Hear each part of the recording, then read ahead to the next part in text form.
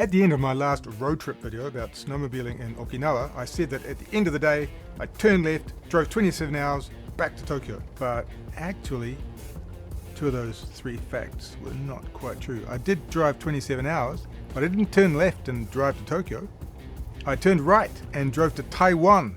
Believe me, I'm more surprised about this than you. But in fact, doing a snowmobile trip to Taiwan was way easier to organise than I thought. I just filled up with junk food at what I learned was the most southern convenience store in all of Japan, got back in the truck and headed for the world's longest undersea tunnel. Most people don't even know about this tunnel.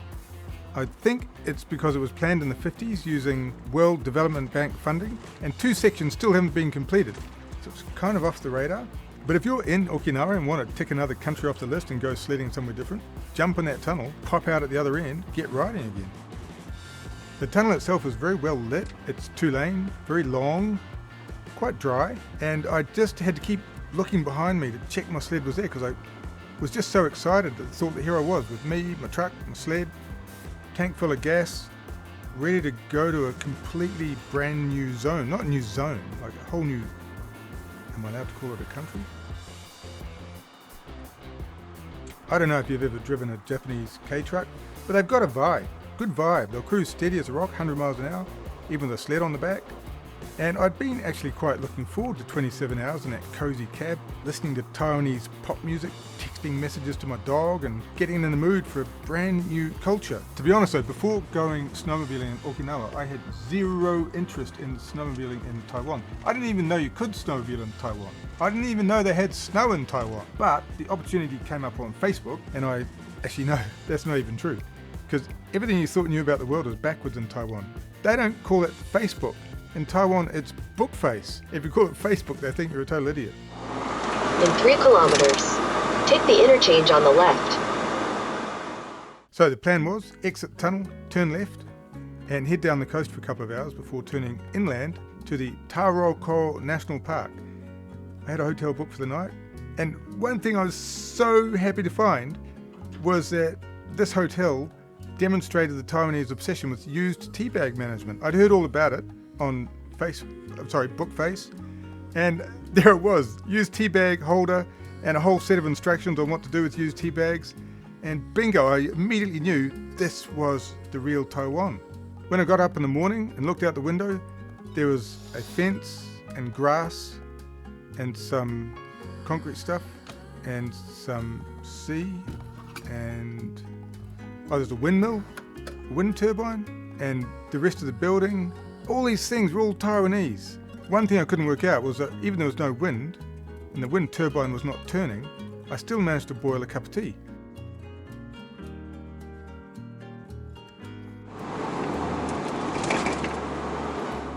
So I knew this was going to be a different kind of day from the moment I heard about the group, because in Okinawa we had 5 riders and 1 guide. Here in Taiwan, we were going to have 5 guides and 1 rider. I don't know why that is the rule there, but apparently it is. And I was super stoked about it. A bit like one of those group ski lessons you take, and you turn up and there's only you, so you get a private lesson. But it's like there were 5 group lessons and only 1 student, so all the instructors come with you and you get like a private lesson. When we set off, I learned something curious about Taiwanese snowmobile land access management. There are no fees. Anyone is allowed to access the zone. But every riding area starts with like an easy flat part, like these rice paddies here. And then they all have a really on the limit traverse above a creek. And it's designed that way so that if you can't ride the creek, your sled falls into it. And it's something like you have to pay a fine, or you leave the sled there and it gets used for beginners in a rental all season, get it back at the end of the year. It's very complex, but it's also kind of brilliant because it keeps the Muppets off the mountain, provides funding for the sport, and also equipment for beginners, so you get more people coming in and growing the passion of the sport that we're all so passionate about. For this guy we passed on the way up, he was heading up for the day to monitor the traverse section. Very strange. So of course when we got to the actual land barrier side hill access management thing, whatever it is they call it, I tried to take a high line and got stuck in a place where you cannot get stuck. It wasn't even soft snow, but I did. because I'm a muppet. And this caused panic amongst the guides. They were saying, I didn't really understand because they weren't speaking English, but they were saying it quite loudly, so eventually I understood. And they're basically saying that I only had 3.5 minutes to get across that area, because if you don't get across it in 3.5 minutes, you have to pay this stupidly high fine or fee or whatever it is they call it. And to me it seemed better to just lose the sled in the side hill, because it was cheaper according to what they were saying, and just get it in the creek and pay later and get it out, because that's cheaper than being slower. Anyway, they told me I got unstuck and over that traverse with seconds to spare, and it put them all in a great mood, and that's how you want your guides. I managed to put the trauma of the traverse behind me, and we worked our way higher into the Taroko National Park highlands. The snow softened, the sun was out, lifted the scratches, and opened into some delightful glades. I was intrigued to see that trees in Taiwan, unlike those weird-ass trees in Okinawa, they behave very much like trees should behave, like the European trees and North American trees, which have a propensity to be more in the lower parts and less in the upper parts. Taiwanese trees were on the straight and narrow, just doing what they should do as trees. And that meant a lot to me. Whenever I ride in a different country, and believe me, this was a different country, I like to find some brand new facts that never existed before. Facts that I didn't know about before. And in this valley, where we left the trees behind doing their tree thing, I felt like my learning about Taiwan had really begun. The first thing I learned is that the Taroko in Taroko National Park literally means 7 extra valleys. Now that is kind of provocative, isn't it? How can a mountain have 7 extra valleys? But there's been any number of scientific investigations, and what they found is that at the Taroko National Park, there are 7 more valleys than there should be according to the number of ridges. Get that, it's mind-blowing. And when my mind was already blown, I learned that until 1983, apparently Taroko was called Miroko, which literally means 6 extra valleys. But they did a new survey using GPS and found an additional unridged valley, so they had to rename it as Taroko. And the more you think about this, the more your mind gets blown. How can a valley not have a ridge? That's what a valley is. No, not in Taiwan. I mean, not in this national park, not on this mountain. This mountain is unique. You know, riding up this valley, I was learning so much. I was having to relearn things I'd already learned just lower down in the valley. Firstly, because the valley was so long, you had a chance to get new information, change your mind. But in my case, it was mainly because I was still learning the language. I was picking it up as we moved up the valley, getting pretty good on the past participles and the present conjunctives. And so I learned that the reason why we were riding in a group of 6 with 5 guides was nothing to do with rules on guiding in Taiwan. It was to do with this valley thing. So they have 1 person for each extra valley. And so I asked, why don't you have 7 people? Because there are 7 extra valleys in this Taroko National Park. And it was superstition, it turned out in the end. They leave the 7th valley riderless because that's where the snow god lives or something like that. So this was all interesting and new, and a good reason to leave one place and go snowmobiling in another place, because that's how things are different. But then I learned something truly astonishing about how Taiwanese snowmobilers communicate through their engines.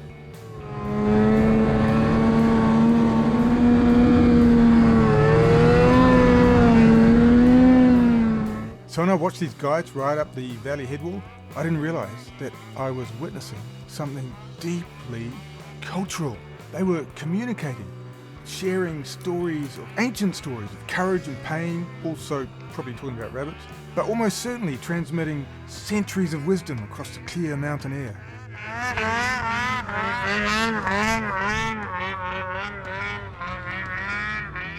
So the first guy, the guy who's not throttle blipping, he's like the recipient, and he's just going meh. And then the dudes following him write him on the spot a poem using like a snowmobile throttle blipping version of mountain Morse code. So they're like map, map, map, map, map, map, map, map. And because Taiwanese is a tonal language, man, it's super hard to get the revs exactly right, to get the right tone. But they do it. And the thing is, of course, because instead of 26 letters like in English, Taiwanese has got like 2,000 standard characters. So Morse code in Taiwan is fiendishly difficult to learn. But they've learned it because they're Taiwanese. That's what they do when they grow up. And I asked the guide to explain what they were singing or saying through their throttle blipping song poetry. But he blushed. It was like his whole helmet glowed red. And he wouldn't tell me. But I had the recording, didn't I? And later on I found a Taiwanese snowmobile Morse code blipping translation app, didn't I? And this is what it said. ブレレトリーダー I will follow you anywhere. My throttle blipping is a sign of admiration. As I follow your bottom up this barrel. I imagine you riding with no clothes on. Is your bum crack a barrel with two ridges? Or are you as mysterious as these mountains? With more barrel than peaks in your pants. I wish I'd had that app on the mountain, but I didn't actually get to interpret it until I was back in Japan later. I would have given that guy shit because his poem didn't even rhyme.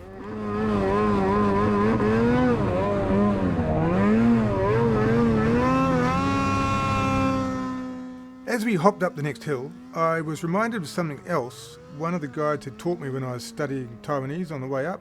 He was teaching me the word walk in Taiwanese, which is aruku in Japanese, and walk in English, obviously, but it's a different word in Taiwanese. And he told me that in Taiwan, rabbits only walk downhill. And I was pretty surprised at this, because that day I'd already seen rabbit tracks at the top of hills. And if they only walk downhill, how did Taiwanese rabbits ever get to the top of hills? But it turns out what he meant was, when they're going downhill, they walk, but if they go uphill, they run. So that's how you can tell which way Taiwanese rabbits are going. If it's a walking track, you know they're going downhill. If it's a running track, they're going uphill. This seems like just such a great system, because in Japan, for example, you've never got any idea which way rabbits are going. They could be going uphill or downhill. You don't know. You just got to take them at their word. And a lot of them don't even talk to you. And if they do, it's in like rabbit Taiwanese. They don't understand. I found that this changed my whole interaction with the day. It gave it a whole new flavour, because every time I saw a rabbit track, I was working, it's a downhill rabbit, it's walking. It's an uphill rabbit. One of the issues was, though, there are quite a few rabbits that walk sideways. And I couldn't get any sense from the guide on whether they were allowed to walk or run or what the rules were. But it seemed to me a bit like a kind of Taiwanese rabbit loophole in the regulations. Although later in the day, when I was a bit more familiar with the language and the culture, I did notice a trend in that on the steeper terrain, rabbits going sideways across the slope tended to be wrong foot forward, and on the shallower slopes, they tended to walk more neutral. So even that was instructive. Like I said earlier, I love the little differences you get in culture when you travel from one country to another. Japanese rabbits, Taiwanese rabbits, they're both rabbits. We're even connected by a tunnel, but they couldn't be more different. Mind blown, man, mind blown. Now, despite the intellectual stimulation of the day and the constant learning new things, cultural differences in the rabbits, uphill and downhill, I was riding like a total muppet. My hopovers were slopovers, and my air turns are more like a competition with the rabbits to see who could dig a deeper hole. I was even just randomly falling off the sled. The guides were getting a bit frustrated in that nice, accommodating, patient way, which is even more infuriating if it's you who is that guy. I blamed it on carpal tunnel syndrome, which has given me numb fingers and weak wrists all winter. But the guide pointed out that if I truly had carpal tunnel syndrome, then why wasn't I in screaming agony driving through that bloody long great tunnel between Okinawa and Taiwan? Then another one of the guides said he had a surefire way to appease the snow gods and make me ride like a god. So he did this dancing and clapping and stuff with a bottle of whiskey. The main thing he did, though, was make me drink the whole lot. Well, great solution, Mr. Guidey-Widey. Now I'm riding like a drunk moron.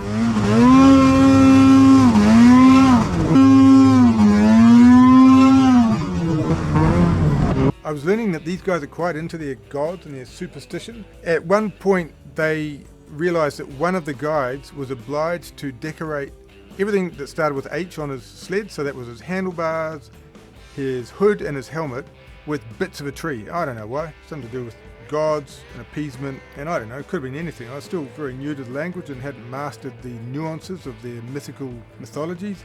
But just like in Okinawa, I figured if you're taking a cultural bath, just leave the taps running, soap up and enjoy it.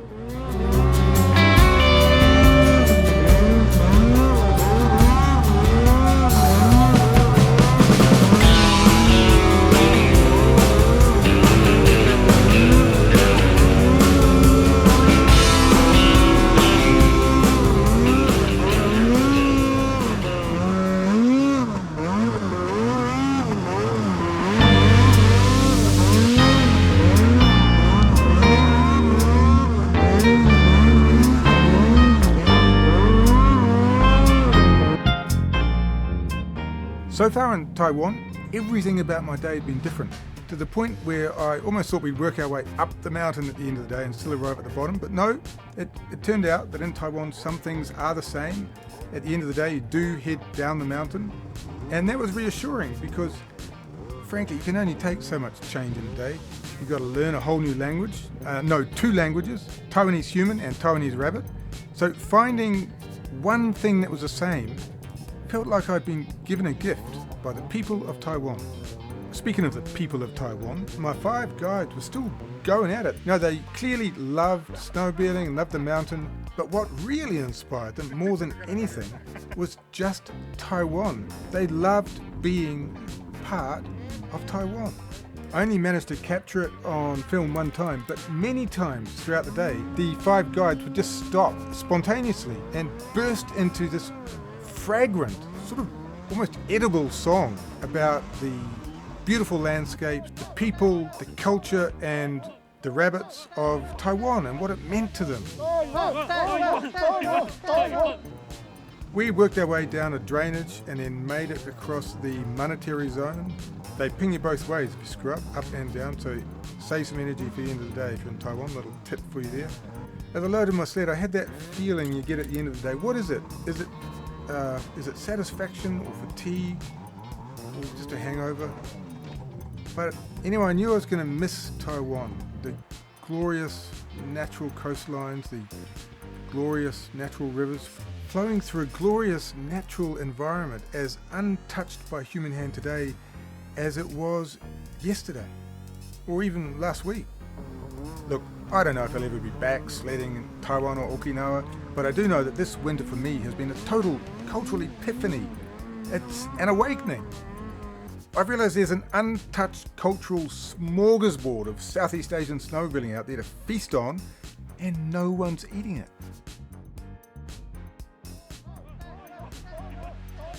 Oh,